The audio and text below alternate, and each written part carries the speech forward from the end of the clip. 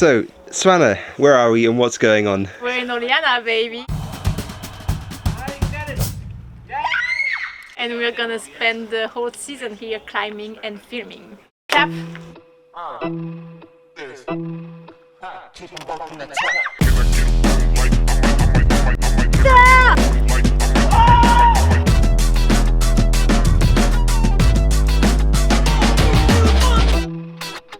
Literally, the biggest onion I've ever seen. Right?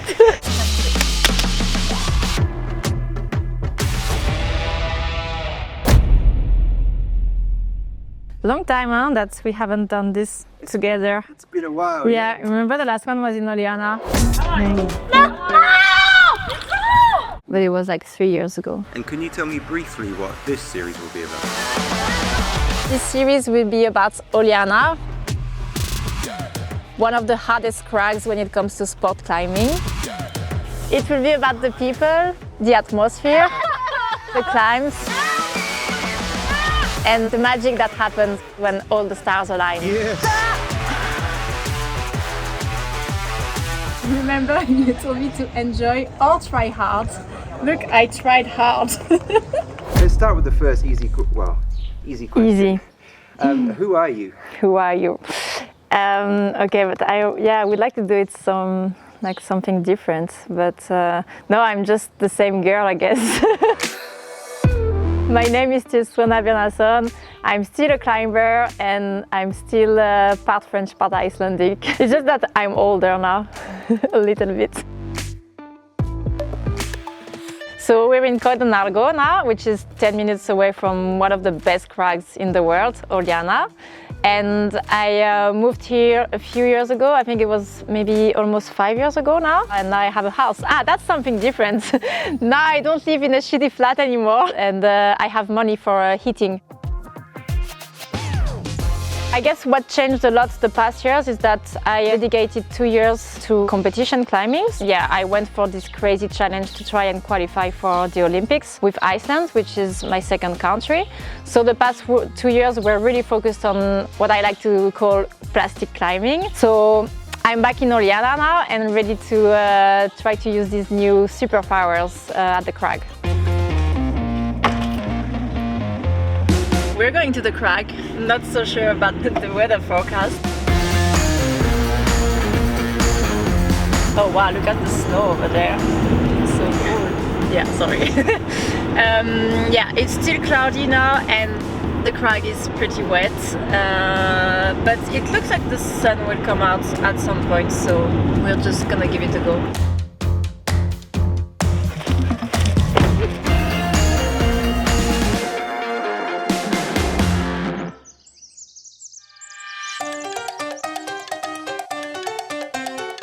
It's a very special place, and I think people, when they arrive at this crag and they've never been there, they can feel like the energy, the atmosphere, they can feel the family feeling.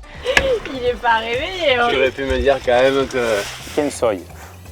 Vale, yo soy William y soy mitad francés y mitad español. Y soy un escalador desde hace ya casi 30 años. La Svana la conocí de verdad aquí en Oliana. Tell me a bit more about Will, what you like about him. What I like about him, he's always so tanned. And we have a special history together because we came here 5 years ago just for 1 week of holidays, and we both decided to just never leave. And since then we've been spending every season here climbing together. Une des premières fois où moi je suis venue, où j'essayais fisheye. Et toi, c'était la première fois que tu venais aussi, non? C'est vrai, c'était déjà à l'époque, c'était les premières fois que tu faisais des photos. Will is an amazing photographer. So most of my climbing photos come from him. He's passionate about climbing, but he's also passionate about climbing photography. And that's also how we got to know each other the first years, because I was climbing here and he was taking photos. He's a bit like the guardian of the crag, so he stays at the bottom of the crag in his van, he lives there, and he has all his training tools around. Hay una línea aquí. Este es mi sitio. Es el sitio de Will. Ahí Está he hecho conocido para todo el mundo. unos agujeros para que esté bien equilibrada, así cuando voy y vuelvo, ¡chac!, está ya equilibrado. Come, follow me. Because this is a proper climbing training gym here. Oh wow. Ta-da! So you have a campus board and the crag. Well, I don't know what to do with it, but we have it. And the best thing is this, but will show it to you. This is warm-up rocks. Aquí yo lo tengo todo, mira. Aquí tengo 35 kilos para calentar bien, ahí con una presa así de 20. Un poco así, un poco, Está demasiado fuerte este wheel. So every morning I send him a message like, hey, how are the conditions? How's it looking? Is it wet? Is it windy? Is it good? Plus il pleut là, plus il pleut, ben, au plus des volumes, ça va de Oui, plus en oui, plus bas. c'est ça, et ça résurge, je crois. Ça n'a pas le temps de sécher. On va pas grimper aujourd'hui dans notre projet. Non, pas trop.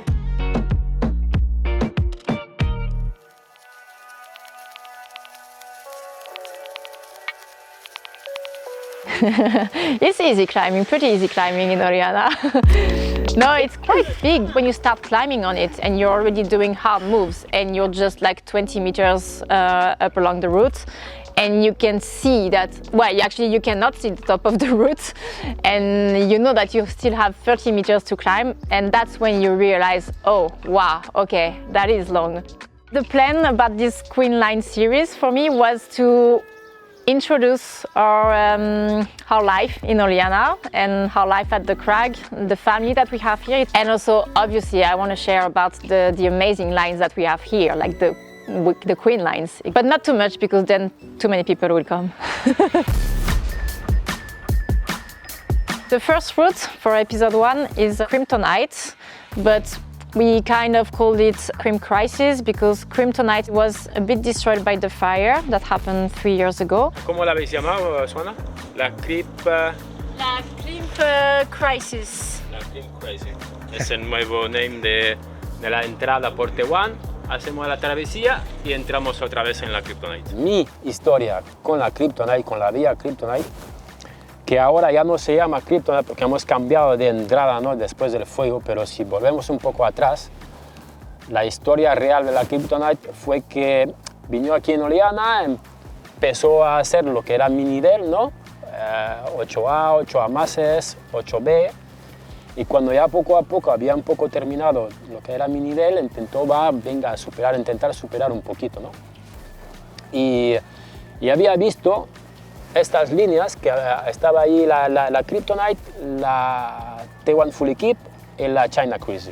Y me gusta mucho así apretar en las regletas y movimientos técnicos y un poco de resistencia y tal. Pues entonces empezó a probarla.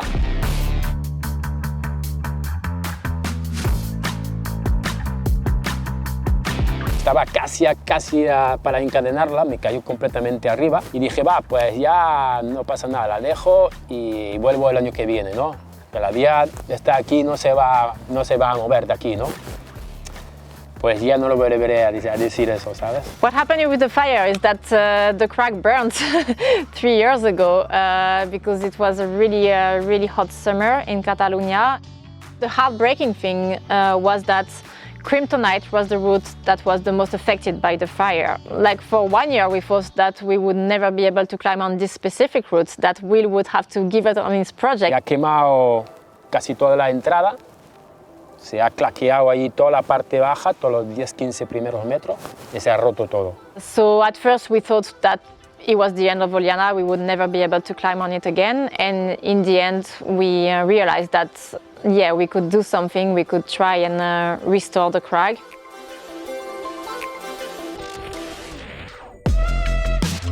Will and Jörg found a new start, which made it into a little bit different routes, but it shares the whole ending of Crimptonite. Lo que hemos hecho yo y el Jörg, por ejemplo, es entrar por la parte de Ep1 y hemos encontrado una travesía, todo natural. Una travesía así que entra más o menos a los 10-15 metros de la vía de la cripto y así podemos continuar a escalar un poco la cripto, ¿no? Crimptonite is basically known as Will's route in Oliana because as long as I can remember, he's been trying this route. It's like a massive project for him and he will do it for sure. and yeah, it will be his hardest grade. I belayed him a lot on it, and at some point I got a bit injured, so I couldn't try my main project. So I was like, why not share this with Will? So I started trying it and I really liked it, so I decided to side project it.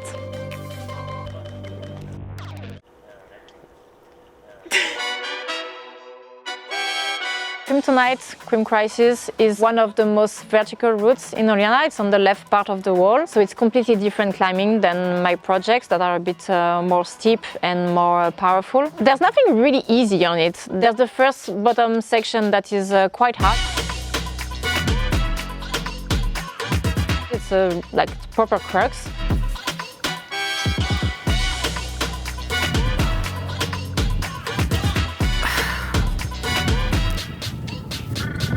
And then it's, yeah, these little parts that are never super easy. You have to stay focused until the end, I think. That's also what's cool about it. But it's really nice moves, crimpy.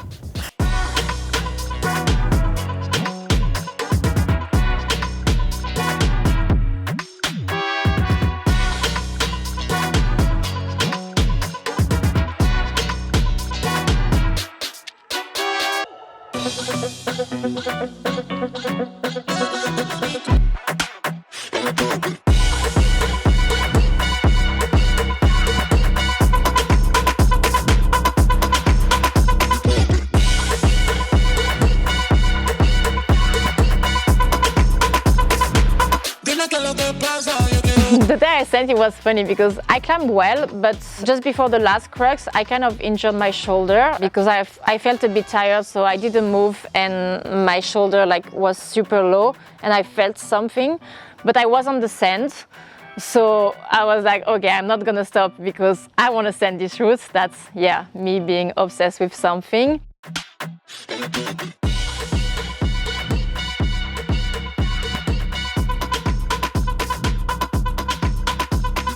I arrived at the last good rest at the top and it's supposed to be easier, but for me it was always like, it's easier for sure, but it's still not that easy. You still have to climb, and if you're pumped you can definitely fall.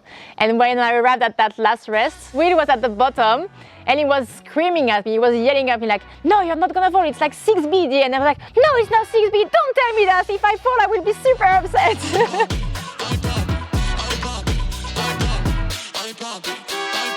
And now I can't wait for the day that he will reach that point and I can scream at him the same thing, like, you cannot fall, it's super easy at the end. J'y vais motivé, hein. Aujourd'hui j'avais pas trop envie de forcer. Ouais, je sais, moi non plus, t'as vu. Mais maintenant qu'on est là. Bah oui, non, de toute façon il faut y aller. Hein. C'est ça. Hemos vivido muchas cosas, ¿no? Juntos. Hemos crecido, ¿no? Como amigos, ¿no? Y poco a poco más, y poco a poco más, y poco a poco más, y eso, ¿no? Un amigo no se hace en una temporada, se va creciendo, ¿no? La amistad. Y ahora estamos muy buenos amigos, ¿no? For me, it was really cool to share that process with Will and to climb with him on it.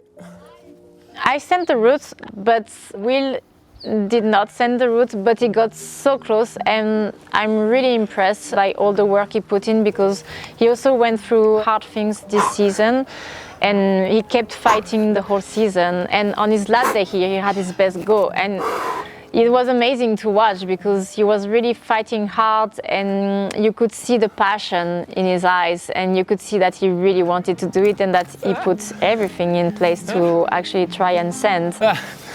C'est bon, c'est cool. Consejos de la vida.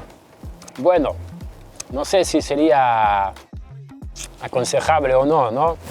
Porque cada uno yo creo que lleva un poco su vida como lo quiere, ¿no? Yo lo intento aprovechar al máximo. Eso es mi estilo de vida y sobre todo mi manera de pensar, ¿no? Que sea escalando, que sea haciendo surf, que sea lo que sea, ir a caminar, pero lo que sí, aprovechar un máximo al 100%. Porque la vida pasa rápido y no podemos volver atrás. Entonces, aprovéchalo al máximo. Es la única cosa que podría aconsejar, ¿no?